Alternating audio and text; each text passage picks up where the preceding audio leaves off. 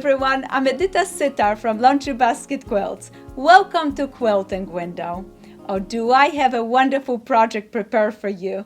Did you notice the weather is getting cooler outside? Our flowers are just the most beautiful. With sunflowers, you notice the fall is coming, and we are need to invite our friends for a little pie and a cup of tea.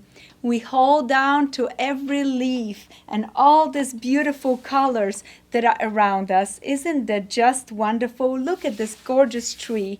Oh, I love fall, don't you? When I was a little girl, my mom took me for walks, and as we walked through the park, she let me pick up any branches and leaves, and I made beautiful bouquets for her. This quilt reminds me of those bouquets. It calls Fall Memory. I included a lovely orange pumpkin to give a nice fall accent to it. And if you're just like me, I would go out and want to bring a wheelbarrow full of beautiful things that fall gives us with it. From pumpkins to sunflowers, leaf, beautiful branches, and maybe even a little blue friend that will come with me to the house. Oh, sure enough, you're gonna have a whole truck full of those goodies from the fall. But let's focus. Today, we're gonna work on a nice little project called Fall Memory Table Runner.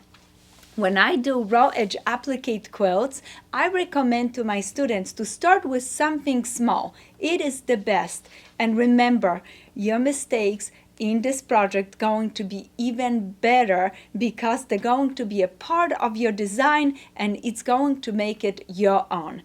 Let's see what we need for this wonderful table runner called Fall Memory. In my sewing basket, I have a lovely kit. In this kit, you have all the fabric needed for a table runner. Background, backing, orange for the pumpkin, brown branches, and batiks for the wonderful leaves that I have it in this picture.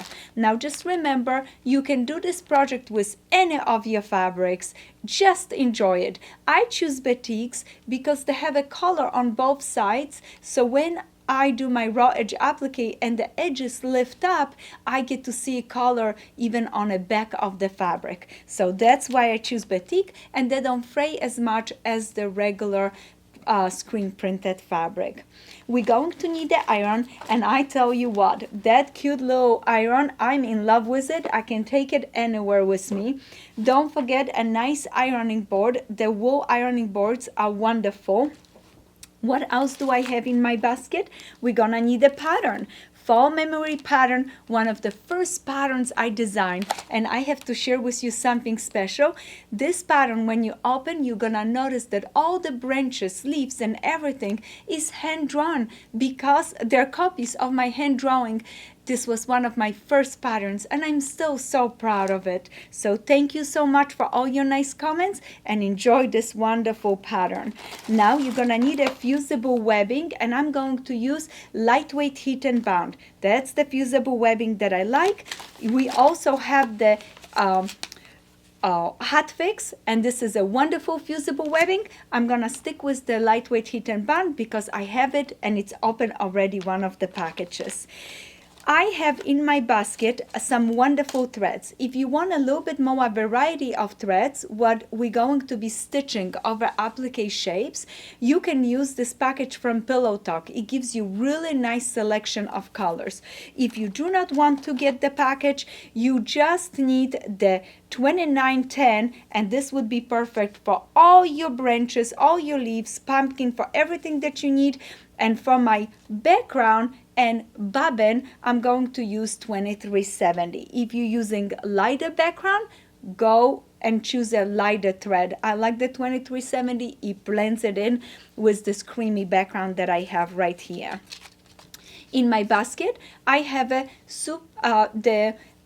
super non-stick needle from Schmidt's.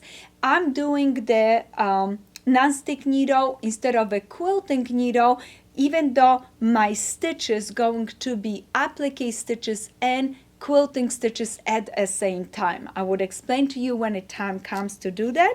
So I'm using those because my project is very thin, so I can get away with just using the non-stick needles, and I'm going to be stitching through fusible webbing. If you do not have time to cut your beautiful leaves, guess what? We have them already pre-cut for you. They're laser cut pieces, and you can also purchase them as a little extra. A nice fresh pair of scissors, 5-inch beautiful pair of scissors from Gingham. Wonderful to play with it and do this amazing project. Now let's put all the things away, and we are gonna be ready to start on our projects. Let's put those to the side. Let's start, and I recommend making a small project. You can even make a little sample try to see how you like to raw edge applique. We're gonna start by taking our design, and we have opened the pattern. In your pattern you have all the leaves. It tells you exactly how many you need, but remember, this is raw edge applique. This is you gonna design this. You're gonna do it the way you want it to. No one is stopping you from having 3 leaves instead of 5 leaves. You can do whatever you want it to do. You're gonna take your design, you're gonna place your fusible webbing right over, and I'm using a simple pencil, and I'm going to trace the design to my fusible webbing. Look, just simple lines. And you're gonna say, are you go exactly on the lines?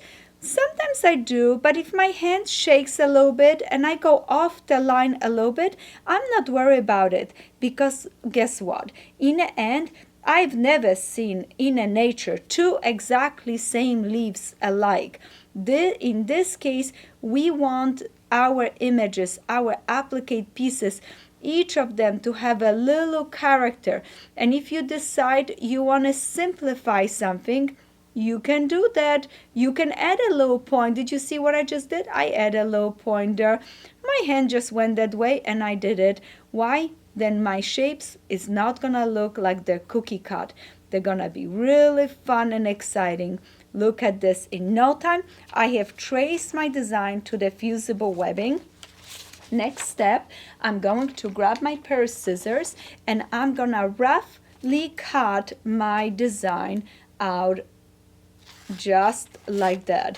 Remember, you wanted to leave at least 1/4 inch away from the edges, because you want the fusible webbing to be everywhere, and you don't want to spend lots of time on cutting this out. You're gonna put a lot of time when you're cutting your shapes once they are already pressed to the fabric, and that is going to be the next step. The next thing we're gonna do, we're gonna go ahead, and of course we have our ironing board. We're gonna grab an ironing board. We're gonna beautifully press the fabric, and then go ahead and take a leaf and place it right over. Remember, always press your fabric first, because you do not want to have any crinkles, any wrinkles in your fabric. You want it to be perfectly straight. And look at this. As you position your leaf, you want to pay attention. Oh, the orange is going to go right here. My tips are going to be beautiful in red. Be the designer. Turn that leaf the way you want it. Maybe you want that stem to be dark and all of this to be nice and red. And I just wanted to show you something that it's, I think, important with batiks. As much as we don't want to think there is a right or wrong side to a batik, you can notice it that one side is more colorful, it has more of the sewed details on it, than the other one is maybe a little more muted. So always pay attention which color is the one that you desire. That's the right side of the fabric, the one that you love the most. Look at, I love the little red little dots. It reminds me of the fall leaves, how they crinkle. So this is gonna be perfect. So this is gonna be the right side. I'm gonna use this side for placing my pattern onto it, because I want to place it wrong side to the wrong side of the fabric, and you placing the fusible webbing, the plastic down, the paper is up. Iron gently and just enough to release the fusible webbing, to stick to it. So just like this, just press gently. Do not overpress. Less is better. If you overpress, it is going to seep right through your fabric, and it's not gonna be beautiful. Remember, our goal is not to fuse the paper to the fabric forever and ever. Just release it. As soon as you do that, now we're gonna grab a scissors and cut our shapes right out. Oh, this is going to be so much fun, and we want a nice smooth cuts. Let me get in there. Oh, that's wonderful. And guess what? If your scissors slide down a little bit and you change some of the design, I am doing that right now, just cutting and following the lines. But if it's a little bit off, not a big deal. We're not cutting exact pieces for a quilt. We're creating an applique shapes, mimicking a beautiful nature. And like I said, sometimes in a nature you can see a leaf and the corner is not perfect because a little bug went and chewed up on that corner, or something else happened. There's not two leaves alike on a maple tree. And this is gonna be a beautiful maple leaf. Look at, I'm pushing it to the side. I'm making nice, smooth, long cuts. I'm turning my scissors. I'm in a corner, getting back out and going back in and snipping and cutting and getting ready my beautiful leaf that I can finish and enjoy it on my quilt. As soon as you finish cutting your leaf, you're gonna be ready to applique. Oh, this is so exciting. I absolutely love this. It is so relaxing to sit on your porch and see the leaves turning and you just cutting and enjoying and creating a beautiful stack of fabric leaves. And don't you dare think of jumping right into it. You know how as a kid we used to scoop up the leaves and jump in them and have so much fun. No, this time you're gonna make a beautiful leaves, and as soon as you have a nice stack of them, you're gonna go ahead and peel the paper. Let me finish mine and I can show you. All right, look at this. In no time we finish a nice leaf. Here, look at this. All that I'm gonna do is crease it gently. Look, it's separating so nice. I'm gonna make sure that my fusible webbing it's stuck onto the fabric. Don't pull and then the fusible webbing is gonna come with your paper. Gently peel it away. Look at this leaf. Isn't it just gorgeous? And now we're gonna go ahead and place it anywhere we want it onto our table runner. And this one is already done, but I do have a table runner that I have been working to show you. That's the one that it's made with the exact fabric. Oh, there it is. With the exact fabric that are in the kit that we're gonna have it on our website. Look how beautiful. Oh, this is gonna be great. So as soon as I finish cutting, I would peel the paper away, and now I have a wonderful spot right here. Then I can add my leaf, take an iron, press it beautifully. As soon as you're pressing all your shapes in place, and I just lay them out, and then I press them all together. And it's very important you take your iron and you lift it up and you push it down and push it down. Don't slide your iron, because when you slide your iron you can pick this piece and then go underneath, and we don't want to burn that under there. No, we just want to lay those pieces out, beautifully fuse it. As soon as you're done, you're going to go ahead and put a bedding. Notice I have a bedding, I have a backing. My backing is laying wrong side up.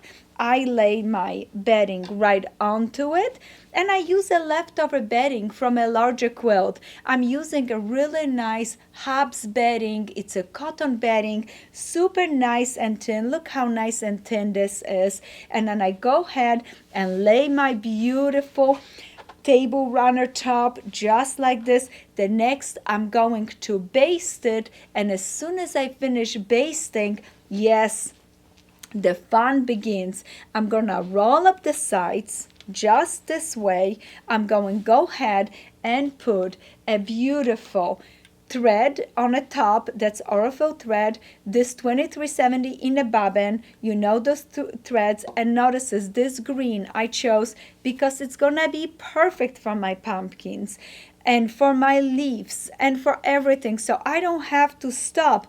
I don't have to cut my thread. I can just stitch, and when I finish stitching here, I go right for my leaves, come back, and then go around the leaf in every nook and cranny. I'm gonna bring this one that it's quilted already to show you some of the details. Notice it, all this beautiful quilting right here, and I use a walking foot.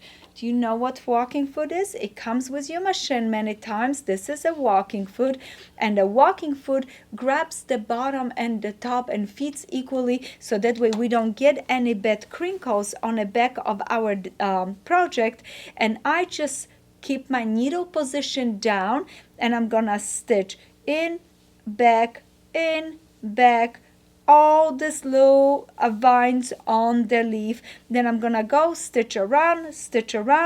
Remember, your goal is to stitch around all of the applique shapes, and make sure you stay 1/8 away from the edge.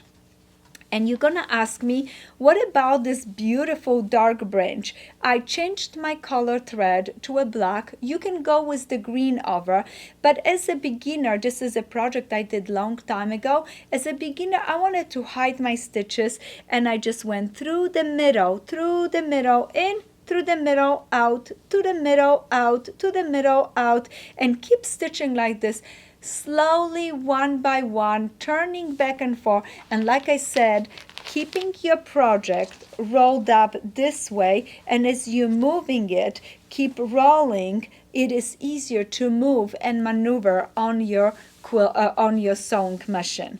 As soon as you finish, you're gonna want to add a little extra detail, and you can use this macro pen. And what I did is just took the pen and drew this beautiful vine right here and right here, just like that. And I add a tiny little spider. Sometimes what I like to do is I go ahead and add a little extra something, and maybe little spider web. You know, when things sit around, there's spider webs on it, and they are so appropriate for the fall. And maybe a little spider hanging right from that spider web, just like this. Don't overthink. Make it fun, make it easy, and like I said, try something new. Raw edge applique is such a wonderful technique. I think it's very forgiving, and you can enjoy painting with fabric this fall. I am so thankful that you stopped and took the time and wanted to quilt with me. I'm so excited for you. Have a wonderful time making this beautiful table runner. Happy quilting, and please make sure, remember, take care of yourself and your loved one, and I hope to see you soon for some more quilting.